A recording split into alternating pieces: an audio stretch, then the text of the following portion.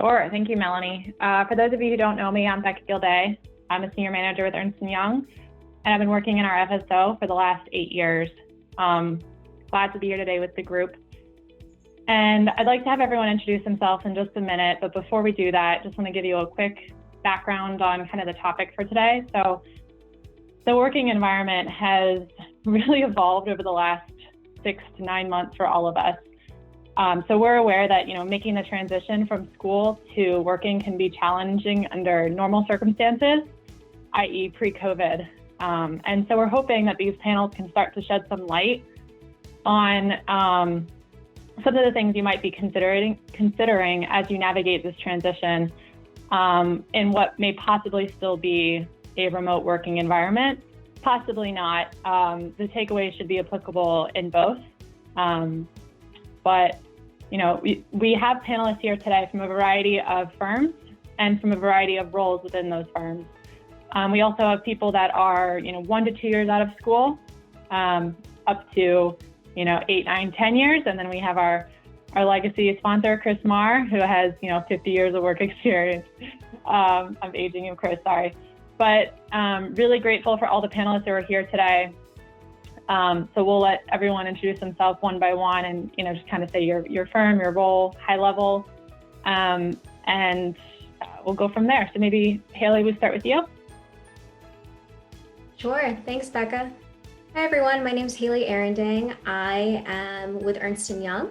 I'm a senior at the firm and I graduated from William & Mary in 2018. I've recently joined our strategy and business transformation practice. I'm looking forward to chatting with everyone today. Sure, how about next up is Leah? Sure. Hi everyone, my name is Leah Cheng. I graduated from William & Mary in 2019, studied finance and economics. I now work at JP Morgan in New York in our private bank. So that's advising and investing for ultra high net worth clients. Great, thank you, Leah. On to Abby. Hey everyone, my name's Abby Jr. I graduated in 2017 from William & Mary and I was on the women's lacrosse team there. I work for, there we go, Morgan.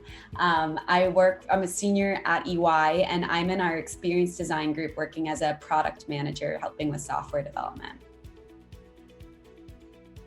Great, thanks Abby. On to Sean. Hi everyone, Sean Haywood. I work at JP Morgan Chase in finance operations, and I graduated William & Mary in 2011 with a major in finance and concentration in accounting, and happy to be here with you all today. Great, thanks Sean. And last but not least, we have Caitlin Hedgepath. Becca. I'm Caitlin. I graduated from William & Mary in 2016 with a double major in finance and English. I am a senior at EY and work with Becca in the liquidity and treasury managed services practice. And thanks, Caitlin. And I probably shouldn't leave off Chris. He's not an official panelist, but we'll welcome his insights throughout the session. So Chris, do you want to introduce yourself? Sure, I graduated with Thomas Jefferson and I work with EY, quasi-retired, and just here to keep you honest. Absolutely. And I should probably give a bit more introduction to myself. So as I said, I've been with EY for 8 years, working in the financial service office, particularly focused in treasury and liquidity management, but have worked across a variety of finance functions over the years. And also did my executive MBA at Wharton, sponsored fully through EY, just wrapped up last year. So happy to talk to folks about full-time and executive options for MBAs to follow this program as well. So why don't we get started? We want to kick it off, make sure everyone's awake. We know it's the end of a long day, so we want to start with a poll question. So Melanie, there we go. Thank you.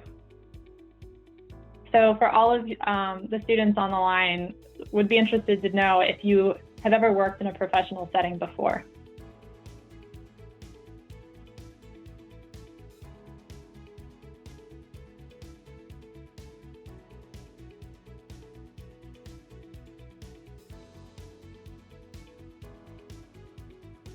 Give it 20 more seconds.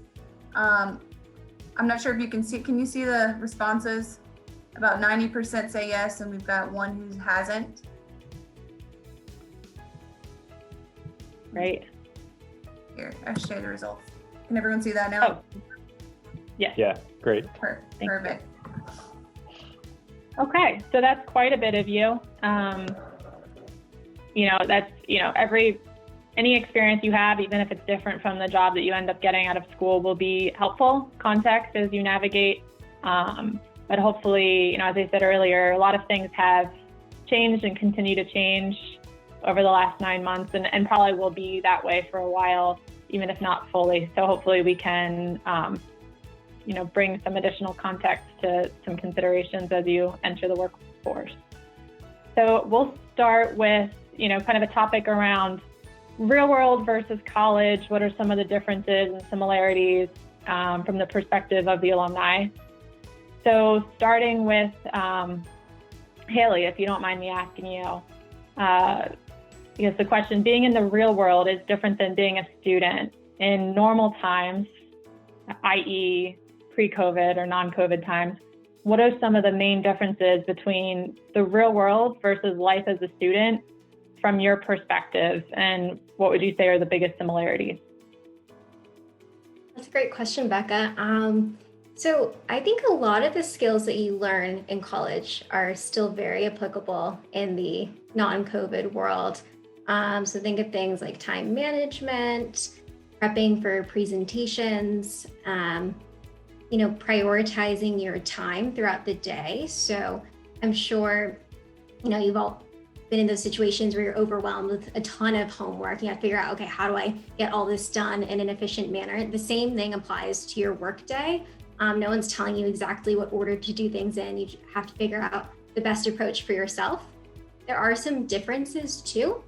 I would say a really positive difference that I've experienced during my time at EY is that although we still have a lot of teamwork, which is similar to an undergrad, my teams that I've worked with, I felt have been very diverse, especially in terms of life experience and work experience. So I've learned a lot from that as well. You might be working along someone who has been with the firm for 20 plus years or whatnot. Well, at the same time, you might be working with someone with kids, and just having that diversity in your day-to-day working environment is great. So that's a little bit different from your teamwork in undergrad. Some small things that you might not have thought about, just your schedule. You don't have as much flexibility. Most of our jobs, start at 9 and end at, well, it depends on your job, but it might be 6, 7, 8 or later. Emails have become a big thing. So you definitely get a lot of emails every single day. That's one of your primary forms of communication. So just being able to sift through all of that and prioritize different emails and dealing with that digital overload is certainly different. So those are some of the key points that I can think of right now. Thank you, Hailey. Those are all really, really great points. And a lot of the things that you described, were relevant before COVID times and working remotely. I think that list has just been intensified in the sense of learning new things around, meeting etiquette, like going on mute when you're not speaking. How do you communicate when you're busy and when you're available to support something, because you're no longer sitting face to face with your team and they can see, when you have capacity, and communicating, where your interests are or what other competing life priorities or issues you might be dealing with at the time, given kind of the uncertainty of the environment. So maybe on that note, a question to Leah. As new hires have been, I know we talked before this in a session, and you mentioned that new hires have continued to join your firm throughout the last few months, and I'd be interested to hear from you. What are some of the key issues that those new hires are facing as they navigate joining a new firm in a remote working environment? Definitely. Yeah, I think this is just such a unprecedented time, and everyone's still, figuring it out. But, as we've continued to be, now I'm in the office right now, but just a small percentage of my team. So as we're continuing to navigate some people at home, some people in the office. There's definitely some things I've seen, especially with our new hires, that I think could be, best practices and just really helpful as you're entering the workplace. So one thing that I've seen, we just onboarded our new analysts about a month or two ago. So I've been helping with some of the training for that. So one thing that I think is kind of essential in any job you start out in, when you're first out of college, is shadowing. When you're at a new firm, new role, you haven't really had a full-time job prior to that. So I think shadowing is a huge part of that and getting up to speed as quickly as possible. So obviously in a work from home environment, that does pose a bit of a challenge. One thing that I think is really helpful though is getting creative with that, screen sharing or, being on Zoom or Teams with, the team members you're working with on a day-to-day basis. So you can see, the processes, how they do things, their best practices, using certain systems depending on, your role and your company, has been really, I think, instrumental in getting people, up to speed as quickly as possible on my team. So that's one thing. And I think you just have to be a little bit more intentional about it. I know in the office, it's really easy to just, walk up to someone's desk if you have a question, and it can be a lot more natural. So, as people are continuing to work from home, I think, you shouldn't be afraid to ask questions. And I think especially as, when you're starting in a new role, no one expects you to know everything, especially when, you're at home and people can't see what you're up to, minute by minute. So I think just, not being afraid to ask questions and getting a little bit more creative in your solutions on how to work around things where you normally could do them really easily in person are some of the biggest things I've seen. Thank you, Leah. Yeah, I think that those are all really great points. Want to transition slightly here, kind of piggybacking off of this topic of, how do you learn to do a new job remotely and learn a new process when you're not sitting next to the person who you're reporting to. On a similar note, how do you retain work-life balance? Before we used to go into the office and go home, and maybe you took home an email or two to follow when you got home, but there was that physical mental separation, whereas now a lot of us are working from home, from our rooms, with less separation. So maybe just a question to Sean, how, when there's no physical separation between your work and your home, what are the ways that you found effective to find effective separation between the two and to take some quality downtime throughout your week or month? Yeah, I actually just had a meeting, kind of a town hall meeting with MD, who's head of my group today, and he said that a lot of the internal research they've done, especially just in JP Morgan, around what's going on with people's time since they no longer are commuting, like you said, Becca, is, where's that time going? Because that used to be really good time for me, I know, like to listen to podcasts and catch up on news, catch up on emails. If you're on public transportation, there's so much reading you can do. I don't do as much reading or podcasts anymore, unfortunately. And he said, yeah, for the most part, everyone's just working more, right? So all that time they had in the morning to separate home and work on their commute, to get just an escape with whatever else you do during that time, you're just not filling that with more work. So it is really important to very consciously and deliberately create that space, even if it doesn't mean physically leaving your home, because I'm actually dealing with this now. A lot of my colleagues, people who work for me in Warsaw, Poland, are going into kind of what they call a red zone, and now they're being forced back home. They were in the office, now they're going back. They have to think about being in a lockdown again, right? But then how do they still create that space between home and work when they don't even leave their apartment? And a lot of that is, it's getting creative with what you do with your time before and after work. For me, this summer, I was going to the roof of my building with my coffee and my breakfast just to get that fresh air in the morning, or going for a walk around the neighborhood. And it's about setting boundaries and also communicating with your team when you do need a breather, you need a break. And you don't have to wait until the day's over. You don't have to try to build in all these kind of times that are scheduled. You can also take unplanned time, right? There's a guy on my team who has a dog, and he regularly will tell me midday, "Hey, guys, take the dog for a walk. I need some fresh air. I've been nonstop since 7 a.m. or something." And so I'm like, "Yeah, no problem, man." And so he'll do that. So a lot of it is just kind of being proactive about the communication with your teams. And I think for a lot of you who will be kind of for the first time, I know you all have experience in a professional environment, which is great. But first time working full time, after William and Mary, you're going to look to model your behaviors after your colleagues, your managers, right?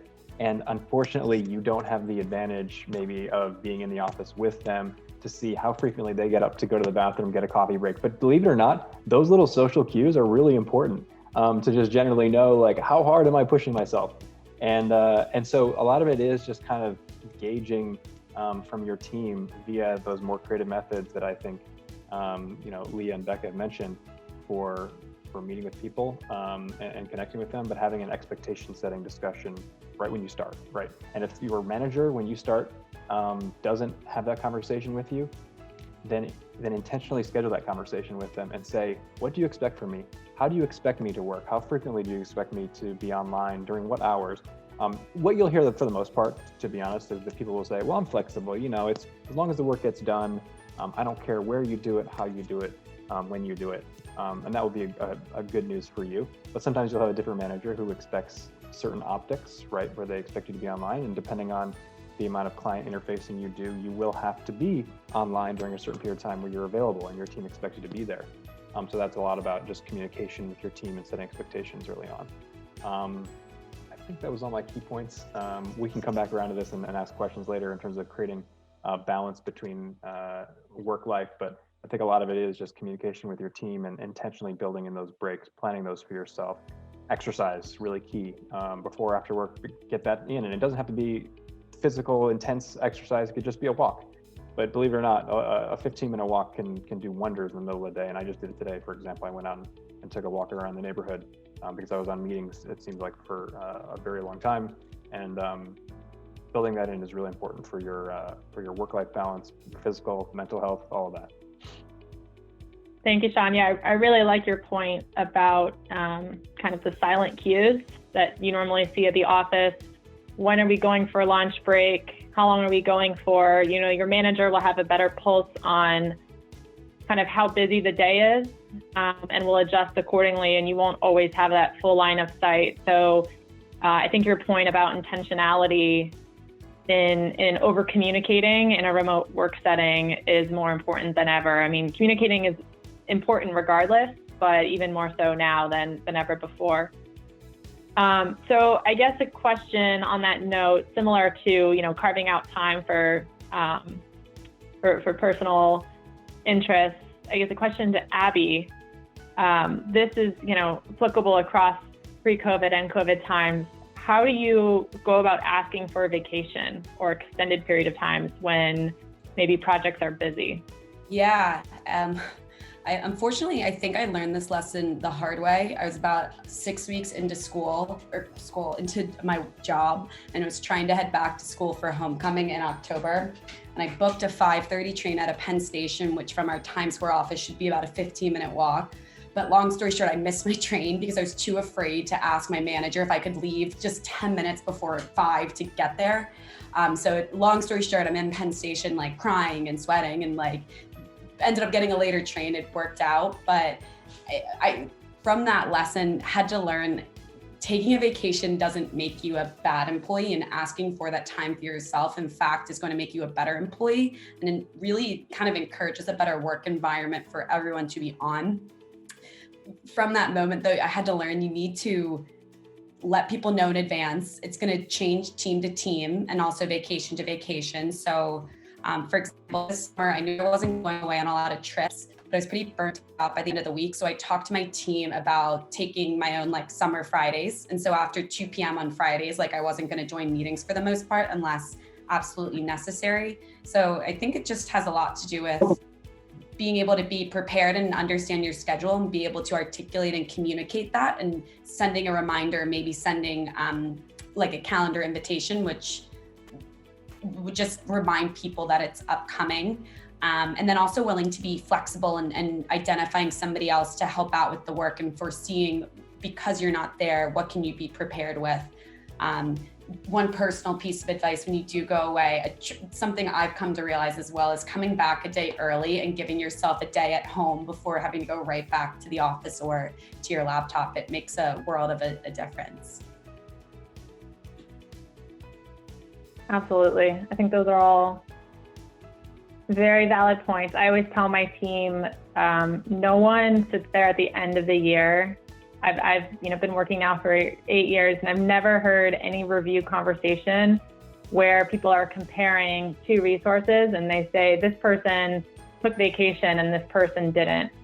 But they will compare resources around enthusiasm, energy, dedication to the quality. So I actually think it's really important to take your vacation, because ultimately it's going to enable you to do a better job in all the things that are actually evaluated as you progress throughout your career. So maybe pivoting slightly here, going back a little bit more towards the remote working environment. Sean, now that would be interested to get your view. I know how things are changing across Ernst & Young, but for JP, now that things are more flexible in connecting with one another, how do you think people will work together in the future? What new technologies are people using? Which of those trends do you think will persist, and which do you think maybe people might give up as we return to the office in the months to come? Yeah, definitely Zoom and Teams and things that we're using regularly now will continue to be used. Having worked at EY and now working at JP, I went through all the weekly travel for projects, and there is going to be always that debate amongst your managers around whether or not we want to be on site or with the client, and versus can we do this project remotely. For me, being at JP, and for the most part, I go into the same office every day now, or I did, and I have the same home office. I do have a fair amount of travel that I've done down to our Delaware office, from New York to Delaware, to visit my team there, and I'm expected next year to fly out to Columbus, Ohio quite a bit. So I think I'm still going to do those trips probably on a quarterly basis. That will continue. Those periodic trips where you talk about kind of off-sites or working sessions, that will continue to happen in person. And I think teams will actually put more emphasis on those things. That's kind of what I've heard when I'm reading, is that teams will emphasize those opportunities to have a week or a 3-day stint in person, and do kind of intensive in person. So be very intentional with how you use the time in person. But then the technologies will, I think, need to scale up. So I think I heard screen sharing earlier. We do screen sharing all day long with my team, and that is because we'll all be working on a document that we're sharing around, right, via email, and people are working on different versions of it. And so we want the person who owns the latest master version to share their screen and to share that with us. So any technology, any software for screen sharing, I think will be critical, as well as any sort of shared documents, whether it be Google Docs, or we use a lot of SharePoint on my team, and shared drives for sharing documents will continue to be used. Other sort of Dropbox functionality will absolutely become critical. And then I think also, we have to think about, I work a lot with technology teams, and so the ability to have developers be able to start and pick up on code they're working on. I think whatever technologies there are for that will need to be very important to show kind of a line of thought that goes into development, but that's probably for a different audience. I think it's really interesting though, thinking about kind of work that happens almost 24/7, because at JP Morgan, I have team members, as I mentioned, in Europe, and then we also have team members in India that I work with on a daily basis. So it is important to, I think, have any sort of technologies that allow collaboration across geographies, and then any other technologies that help to facilitate that, whether it be just basic calendaring functionality to find the best times to be able to meet with your teams. All of that, I think, will become more and more prevalent. And we're going to, I think, rethink the way that we think about being in person. But one sentiment that we've gotten recently just within JP Morgan that I can share with you guys, because it's public information on what Jamie Dimon has been saying, is that not every job is going to become a work from home job. So don't expect that the whole world of work is going to change. There is still going to be tremendous value placed on being in person. So don't take this as a hint that like everything is changing and then we're going to completely change the mix of our workforce to be much higher percentage work from home. No, I mean, we might think of like a small percentage increase, but very much so like people are going to be expected to be in the office. It might just be instead of 5 days a week, it might be 4, 3, or 2. They might scale that back a little bit to allow a little bit more flexibility for people to be at home a couple more days a week. But that in-person time will still be valuable. But yeah, of course, the collaboration tools are going to be key. Yeah, and Sean, that'll be an interesting question to see. Obviously some of the tech companies have offered permanent work from home. I think, some of the banks are already back in person, whether it be on a rotation or need-based, decisioning there. But we're all kind of wondering what will happen. I think that consensus that the likelihood that it won't be 5 days a week is very high at this point, now that the workforce has proven that it's possible to work remotely. But we completely agree that there are a lot of opportunities from being in person. In consulting, the opportunities more relate to building a relationship with your clients and identifying new issues that they might be facing, just by having lunch with them casually or overhearing conversations around other obstacles that they're dealing with outside of your project. So definitely a lot of value to being in person, but it's great to know that we don't have to be there to execute as well. Want to take a pause, and there's a question from Chris in the chat to all of our panelists. He says, I've also been working from home since the pandemic happened, and I'm curious how your interactions have been with your higher ups. For me, it seems like I felt more micromanaged while I was in the office, but online I feel like there's more of a sense of initiative or freedom. Does anyone want to take that question? And do you agree with Chris, or what has your experience been? So I'll take that one because it's not me. I didn't ask the question. It's a different Chris. Other Chris. Yeah. Yep. So it's interesting. We're doing happy hours. Teams are doing happy hours. Teams are trying to get together informally. Early on, we had, the admins like to get together too, and they scheduled a happy hour with our global CEO, which Sean, I don't think you're going to get on with Jamie Dimon, but I got on with Carmine. So that was pretty cool. So I think, they, as much as others, want to do some networking too. I think that's a real issue. You want to make sure that your interactions are purposeful. I think it's easier to walk down the hallway and say, hey, do you have 2 minutes? I think now in a COVID world where we're doing things remote, you can do the same. We've had a number of touch points with Dean Pulley over the last 6 or 8 months where, we touch base with him, see what's going on, talk to him, and, how can we help? What are things that the students are interested in? If there are things that we can do to support the college. So I think it's a little bit more purposeful, but I'll stop there. It takes effort, and that's one of the things we're trying to describe. What I did want to do, if I could, is ask 2 questions, and maybe of Leah. Leah, you're back in the office. What's changed? How much longer does it take you to get in the building? And separately, Hailey talked a little bit about time management. How do you work with prioritization, which I think it's easier to ask a question of a colleague or a boss. How do you deal with that feeling that you've got too much and you're not going to get it all done? Sure. Yeah, happy to answer both of those. So I am back in my office. This is my 3rd week back, I think, but I will say it is still a very small percentage. So it's, anywhere from probably 5 to 20% any day, depending. There's a lot of flexibility still. I could work from home tomorrow if I wanted to. There is no certain schedule I necessarily need to follow. It's obviously a lot different. Certain desks there's red X's on them you can't sit at. And getting into the building and everything, for me, it's pretty seamless since it's still, such a small percentage back. We don't have any issues with, capacity in elevators and whatnot. And I get in a little bit early on the earlier side, so I don't run into any of those issues. But But I will say it is really nice, having some of my team members semi-close around me.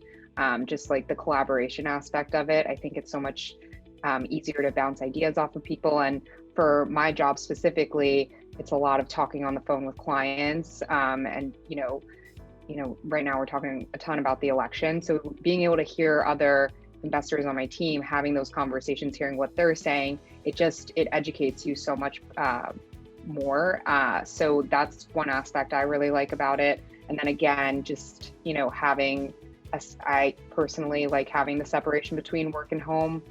So that's another reason I've been coming back, but still very flexible. It's still really small percentage and they're figuring it out as we go. I think a lot could change in the next few months since cases are starting to rise again. So it's all to be decided. But in terms of time management and prioritization, I think one thing I've realized these past few months when I, before, we all started working from home, I think it was a lot easier in the office to, at least the people I work with directly, they were, 3 feet away from me. So they kind of knew when I was really busy and, when I had more capacity for different things. So I think one thing that's important in this environment is to kind of, let others know around you that you work with, what your workload looks like. I just know, I support a few different senior people. They're all asking me to do things and, they're not hearing each other asking me to do these things and whatnot, like we would in the office. So I think just, speaking up and, just asking questions like, when do you need this by, is really important, just to get a sense like, hey, I have, a few other things that are kind of urgent. Like, is it okay if I get this to you in the next few days? Just really clarifying those questions, I think really goes a long way. And it sometimes it feels like a little bit awkward to kind of speak up a little bit, but I think it goes a really long way. And just, prioritizing what you need to do. And I write a list every single day of things I need to do that day. And then a longer term list of items that, I can address in the next, week or so. So that's how I try and stay organized and prioritize what I need to do. And also just setting calendar reminders for me. My to-do list is basically on my calendar. So that really helps me make sure I'm staying on top of everything. Yeah, I think that's a great point. Leah, just having whatever works for you. Another thing that might be worth considering is blocking time on your calendar to do review a PDF to prepare for something. Don't be afraid to, for all of our students as you enter the workforce, to kind of allocate time to do the prep and the work itself. And as Leah said, communicate when you're getting competing priorities for that allotted time. Pose it to your manager and let them ultimately decide where they need you to focus. So I guess shifting a little bit here to Caitlin. Thank you so much, Leah. Those were very great answers put on the spot by Chris. That's what he does. So shifting a little bit to Caitlin, you've been with EY maybe is it four years now? And managing projects, throughout the COVID period, both at Citi and Morgan Stanley now. Curious to get your perspective on, you've seen different clients, you've seen different teams. What do you think are the biggest challenges to not being in person with your team, and how are you approaching remediating them as you move forward? Communication has been a real theme in all of our questions and answers already tonight. What are good communication tips? How do you navigate when you're working remotely and you can't just turn to someone and ask that question that might take 2 seconds to answer? And so I think, Sean mentioned having really intentional conversations with your manager when you join a team or a project. And that's a great foundation for laying the grounds for, what should I have a daily catch up with these key people to understand what the priorities are for the day? What do I need to get done? I know on my teams, we have similar meetings just with UI, and then on the client side at Citi, we'll send out agenda items before to try to keep the meetings very targeted and focused. So also, if someone couldn't join that meeting, you can at least look at your emails and see what people are working on, what questions they have, and even address things that way. And I would also say, similar to what Leah had mentioned and Hailey about prioritizing, it's okay to respond to people and say, I've got, 5 requests coming in for what I need to do today. What is your preference on how I order those? What needs to get done in the next hour, day, week, and things like that. Absolutely. It's seeing a lot of central themes throughout the session today, just, over communicating as you work with people in different settings.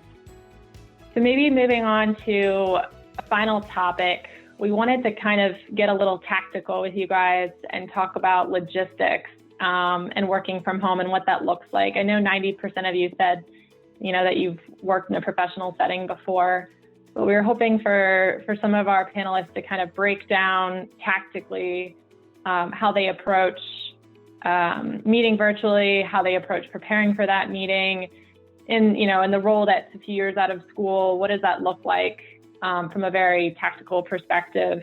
So you can start to think about, what's to come and how you can be prepared. So maybe starting with Abby, what's your take on the how for Teams meeting virtually? So I think it's going to vary from where you work, but while being virtual right now, there seem to be 3 platforms I've seen the most, and it's Zoom, which we're obviously all familiar with. UI uses Teams quite frequently, and I've used WebEx quite a bit as well. And no matter what you're using, I think there's some etiquette that goes along with all of it, such as something that Sean brought up that's like I've been experiencing a lot personally that I had never thought I would think about is like when's appropriate to schedule a meeting, especially recognizing people aren't commuting. Like, can you send an invitation for an 8 a.m. meeting? And I mean, I'm up in the morning, but that's not necessarily, like I don't appreciate getting invitations that start before 8 a.m. And I try to be mindful of that piece, but then also I work with teams similar to Sean who are in Poland as well as India. Then how do we work across those time zones? And if there's somebody else in California, so there's like a 2-hour window, and then how do you prepare? So that's getting a little bit differently to meeting virtually, because most of those would have been done virtually anyway, but in less of a scheduling sense, more of a participating in a meeting is just remembering when you're on mute or not. To be frank, my team doesn't go on camera quite frequently anymore, and it might be because the nature of consulting is you are on calls from 8 a.m. to 6 or so p.m. So it's kind of that understanding of there might be, somebody might be on a walk or so on and so forth, but unless there are typically clients involved or it's a particular meeting, we're not always on video. But I think it's just kind of embracing some of that like awkwardness and banter, like, can you see my screen? And just really leaning into it, not being so concerned about it. But I would say that it's been like a pretty conducive environment to getting things done and meeting with groups, even though I was very accustomed to sitting with my team always, and would like to get back to that, but it has been quite manageable. Great, thanks, Abby. I guess maybe to just pause on this talk track, I want to make sure we get to the students' questions. So I'm going to pivot to the chat briefly here. So from Jack Buckley, posing the question about kind of the work-life balance and, the lack of separation in physical space and, inability now to separate your family and personal life from your work life, maybe literally physically day to day. So the question to the panelists being, how, when the two are so blended together and maybe you have personal commitments popping up physically around you, how do you balance being a hard worker and a good employee with also maintaining a mentally beneficial home life?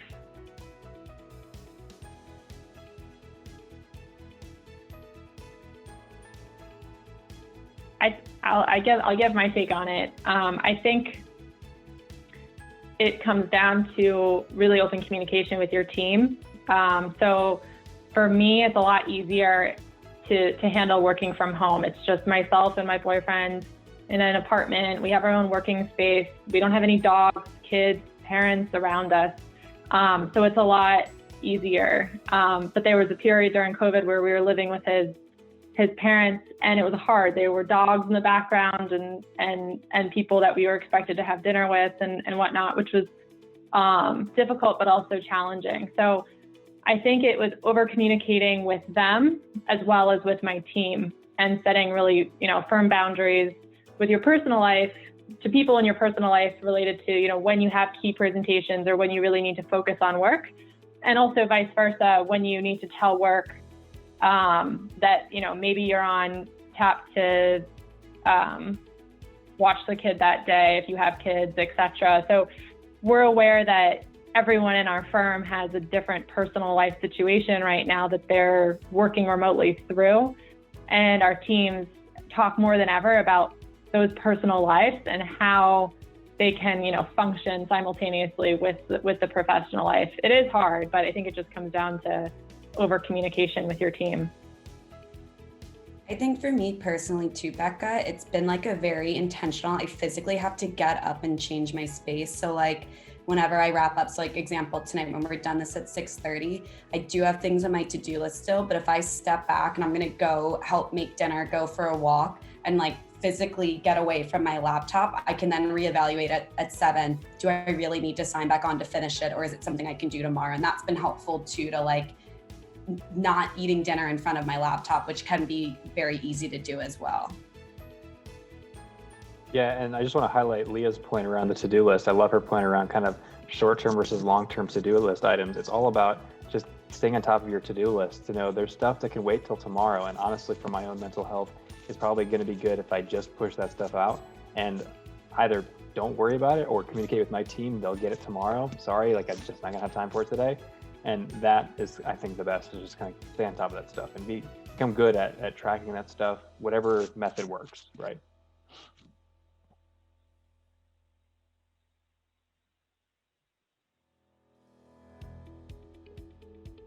I was talking on mute, one of the faux pas. So we also have one more question from Olivia.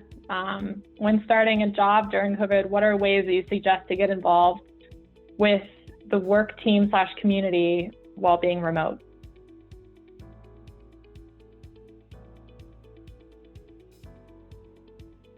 That's maybe the hardest question of the night. I think the ways to get involved with the team, we're very intentional around virtual happy hours, more informal touch points just to catch up over the phone that we normally would have done in person.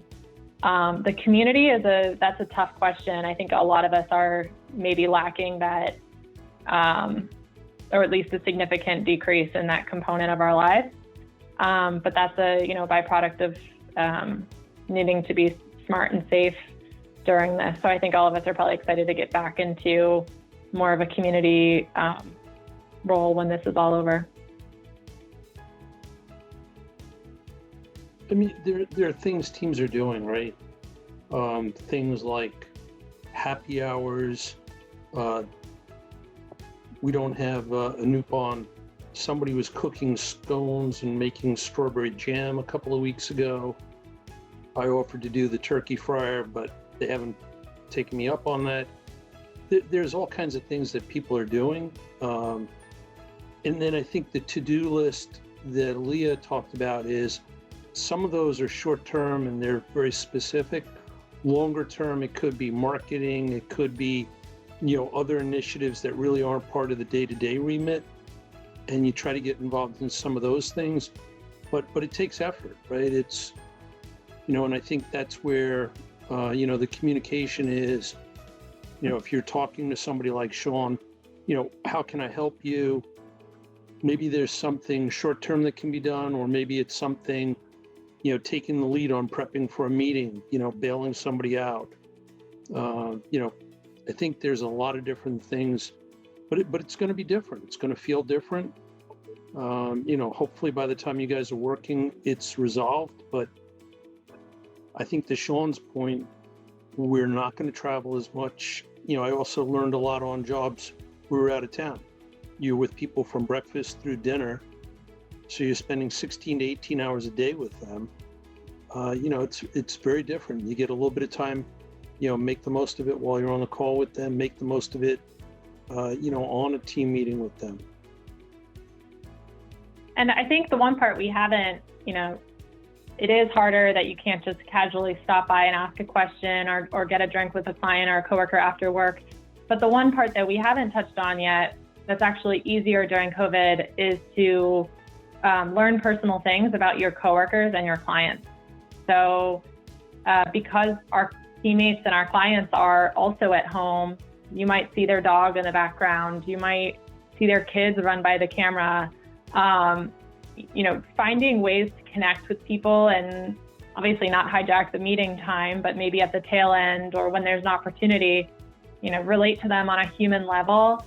Everyone's busy and probably overworked across all these jobs that we're talking about. And so taking that time to connect with them and build that relationship that you can then reference in a later conversation and ask them how their dog's doing or whatever it is will over time build a lot of rapport. So getting that kind of line of sight into their personal life in a respectful way is actually a really unique opportunity that we never had before, and you were only subject to what someone was willing to share with you in the office.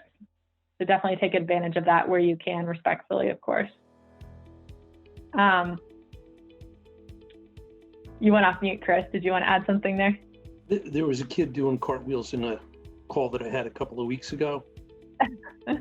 And I said, I looked at my watch and realized it was about 12:15. I said, I think that, whatever, he needs to go have lunch. And the woman was like, yeah, I got to go feed him. Yeah, you're going to see stuff like that, which, before the kid would keep doing the cartwheels, take note of it and make the most of it. Yeah. Great. So we're going to go back to kind of our questions. But if there are any more questions from the students, feel free to post them in the chat and we can circle back to them to follow. So I guess maybe getting back to our tactical questions on logistics of working from home, maybe a question to Hailey.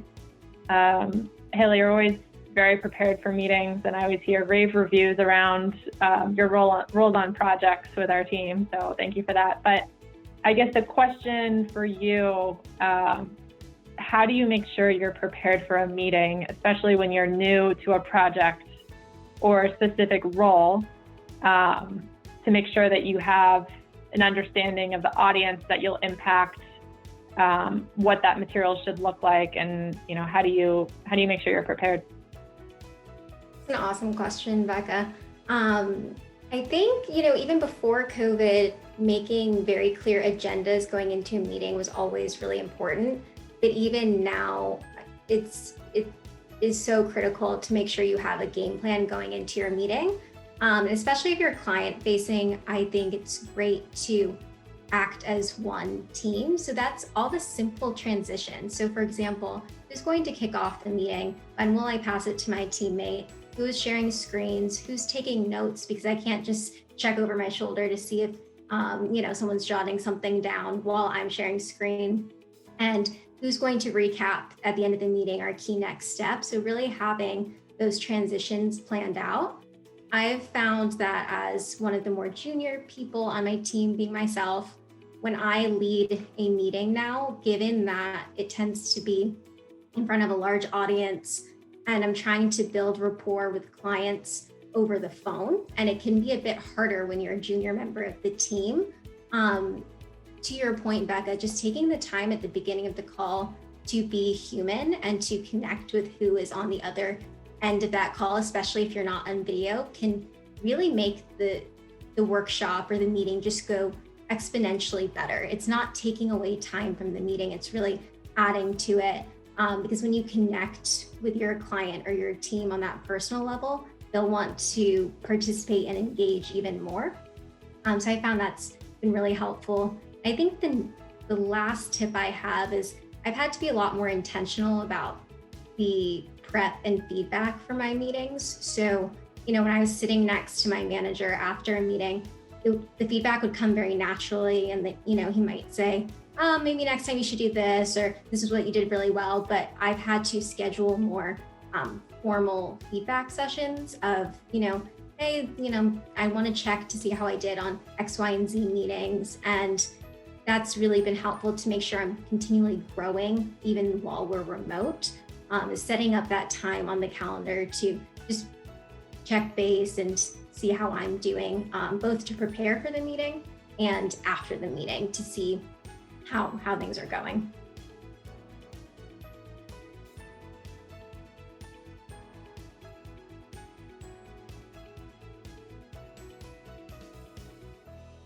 Oh, Becca, I think you're on mute.